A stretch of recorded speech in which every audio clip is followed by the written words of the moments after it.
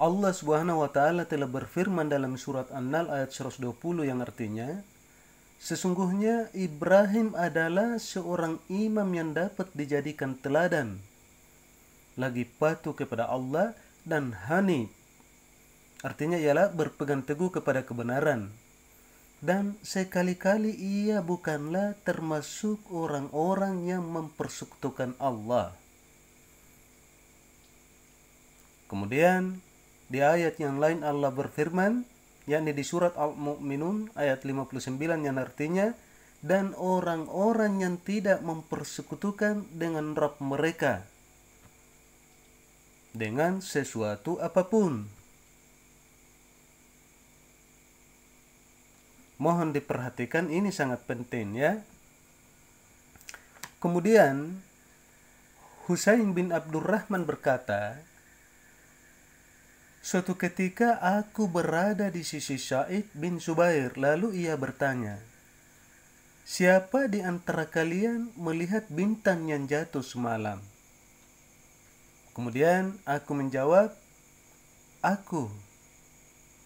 Kemudian kataku, ketahuilah, sesungguhnya aku ketika itu tidak melaksanakan salat, karena aku disengat kala jengking.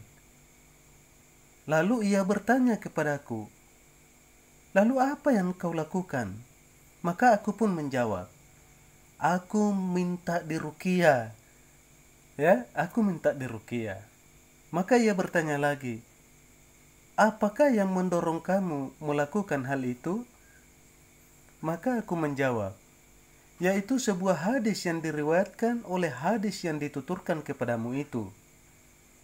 Maka aku menjawab, dia menuturkan hadis kepada kami dari Buraidah bin Husayb. Tidak boleh ruqyah kecuali karena ain atau terkena sengatan, ya. Maka Sa'id pun berkata, sungguh telah berbuat baik orang yang telah mengamalkan apa yang telah didengarnya. Tetapi Ibnu Abbas menuturkan sebuah hadis kepada kami dari Rasulullah Sallallahu Alaihi Wasallam. Beliau bersabda yang artinya, telah diperlihatkan kepadaku beberapa umat, lalu aku melihat seorang nabi bersamanya sekelompok orang, dan seorang nabi bersamanya satu atau dua orang saja, dan nabi yang lain lagi tanpa ada seorang pun yang menyertainya. Perhatikan, tiba-tiba diperlihatkan kepadaku sekelompok orang yang banyak jumlahnya. Aku mengira bahwa mereka itu umatku. Akan tetapi dikatakan kepadaku bahwa mereka itu adalah Musa dan kaumnya. Maka tiba-tiba aku melihat lagi sekelompok orang yang lain yang jumlahnya sangat besar. Maka dikatakanlah kepadaku, mereka itu adalah umatmu, dan bersama mereka 70.000 orang yang masuk surga tanpa hisab dan tanpa disiksa lebih dahulu. Kemudian beliau bangkit dan masuk ke dalam rumahnya. Maka orang-orang pun memperbincangkan tentang siapakah mereka itu. Maka ada di antara mereka yang berkata, barangkali mereka itu adalah orang-orang telah menyertai Nabi dalam hidupnya. Dan ada lagi yang berkata, barangkali mereka itu adalah orang-orang yang dilahirkan dalam lingkungan Islam, hingga ia tidak pernah menyekutukan Allah dengan sesuatu pun. Dan yang lainnya pun menyebutkan yang lain.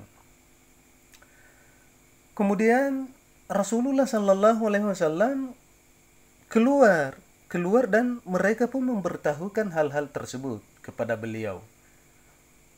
Maka beliau bersabda, yang artinya, mereka itu adalah orang-orang yang tidak pernah minta ruqyah, tidak melakukan tatayur, dan tidak pernah meminta lukanya ditempeli besi yang dipanaskan, dan mereka pun bertawakal kepada Tuhan mereka.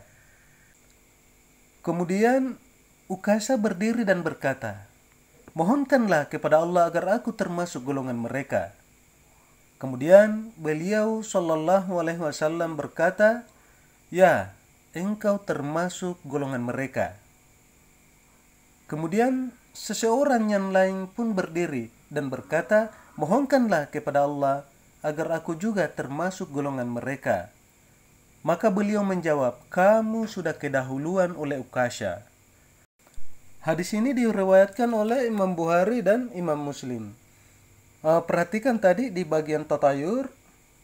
Tatayur itu ialah artinya, maksudnya ialah merasa pesimis, merasa bernasib sial, atau meramal nasib buruk karena melihat burung atau binatang lainnya, atau apa saja seperti itu ya. Kandungan dalam hadis ini ialah yang pertama, mengetahui adanya tingkatan-tingkatan manusia dalam bertauhid. Kemudian yang kedua ialah pengertian mengamalkan tauhid dengan semurni-murninya. Kemudian yang ketiga ialah pujian Allah kepada Nabi Ibrahim karena beliau tidak pernah melakukan kemusyrikan. Yang keempat ialah pujian Allah kepada tokoh para wali-wali Allah, yakni para sahabat-sahabat Rasulullah, karena bersihnya diri mereka dari kemusyrikan. Kemudian yang kelima ialah tidak meminta ruqyah, tidak meminta supaya lukanya ditempeli dengan besi yang panas, dan tidak melakukan tatayur, adalah termasuk pengamalan tauhid yang murni. Kemudian yang keenam ialah tawakal kepada Allah adalah sifat yang mendasari sikap tersebut. Kemudian yang ketujuh ialah dalamnya ilmu para sahabat, karena mereka mengetahui bahwa orang-orang yang dinyatakan dalam hadis tersebut tidak akan mendapatkan kedudukan yang demikian tinggi kecuali dengan adanya pengamalan. Kemudian yang kedelapan ialah keistimewaan umat Islam dengan kuantitas dan kualitasnya. Kemudian yang kesembilan ialah setiap umat dikumpulkan sendiri-sendiri bersama para nabinya, dan hanya sedikit orang-orang yang mengikuti ajakan para nabi, dan nabi yang tidak mempunyai pengikut akan datang sendirian pada hari kiamat. Dan kemudian yang ke-10 ialah manfaat dari pengetahuan ini adalah tidak silau dengan jumlah yang banyak dan tidak kecil hati dengan jumlah yang sedikit. Karena seorang nabi pun ada yang tidak mempunyai pengikut. Kemudian yang terakhir ialah diperbolehkan melakukan ruqyah disebabkan terkena ain dan sengatan. Ain maksudnya di sini ialah pengaruh jahat yang disebabkan oleh rasa dengki seseorang.